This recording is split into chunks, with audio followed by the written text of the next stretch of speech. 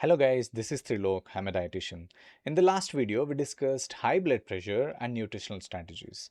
Today, let's talk about the 7 blood tests that will tell you why your BP is high and what you can do about it. See, most people don't realize or check the internal damage that is happening silently. And by the time you're diagnosed with hypertension, your kidneys, arteries, and heart are already under stress. So, to keep yourself safe, here are the 7 tests you must know. First tests are fasting blood sugar and HbA1c. You must be wondering, these are diabetes tests. What do they have to do with blood pressure? Let me explain. But in people with insulin resistance, prediabetes, and diabetes, glucose stays in the blood for a longer time, keeping the blood thicker and more concentrated, which your body hates. So it pulls water from inside the cells into the bloodstream to dilute the blood. This instantly increases blood volume, which leads to higher blood pressure. That's how high sugar causes immediate BP spikes after meals.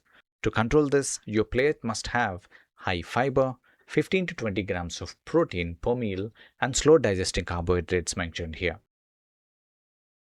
The next test is fasting insulin. This is another test that tells you whether your glucose control is impaired. See, fatty liver and visceral fat lead to insulin resistance, a condition where your body has to produce more and more insulin to do the same job. When insulin stays high, first it tells the kidneys to retain sodium and water, leading to fluid retention and higher blood pressure. That's why many diabetics and pre-diabetics get swelling, bloating, and salt-sensitive hypertension. So if you lose the fat around your waist and reduce insulin resistance, you remove one of the strongest root causes of high blood pressure. Third is lipid profile. Don't just look at cholesterol, look at arterial injury. High triglycerides, high LDL, low HDL damage endothelium, the innermost layer of an artery that makes nitric oxide. When this lining is damaged, nitric oxide falls. Blood vessels become stiff and narrow, leading to higher blood pressure. High triglycerides and low HDL also mean fatty liver and insulin resistance, which further worsens blood pressure. So the solution is not just tablets, it is reversing fatty liver, reducing visceral fat, being physically active, and eating fiber-rich whole foods.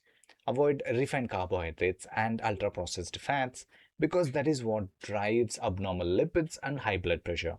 Next is serum creatinine. Your kidneys are one of the major organs that regulate blood pressure by controlling how much salt and water stays inside the body.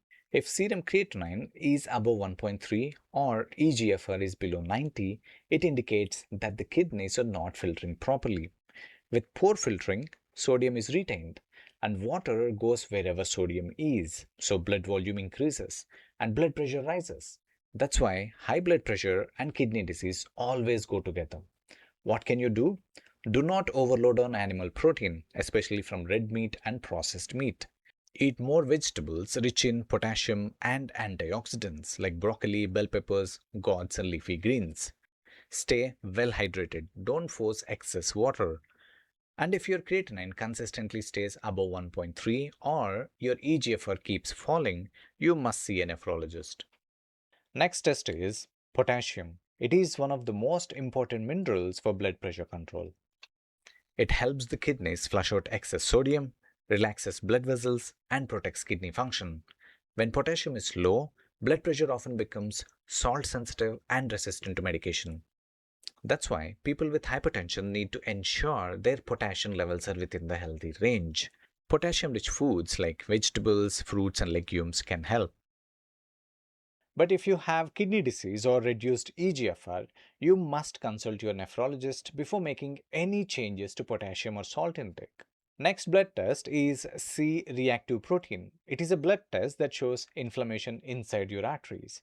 When arteries are inflamed, they lose their elasticity, become stiff, and that causes blood pressure to rise. So high blood pressure is not just pressure, it is often inflamed blood vessels. To reduce CRP, control blood glucose and insulin, improve cholesterol and triglycerides, reduce excess body fat, and eat more anti-inflammatory foods mentioned here. Next test is vitamin D. It is not just for the bones, it is a powerful blood pressure hormone. Low levels of vitamin D can lead to Low vitamin D leads to narrower blood vessels, higher blood pressure, and weaker inflamed arteries.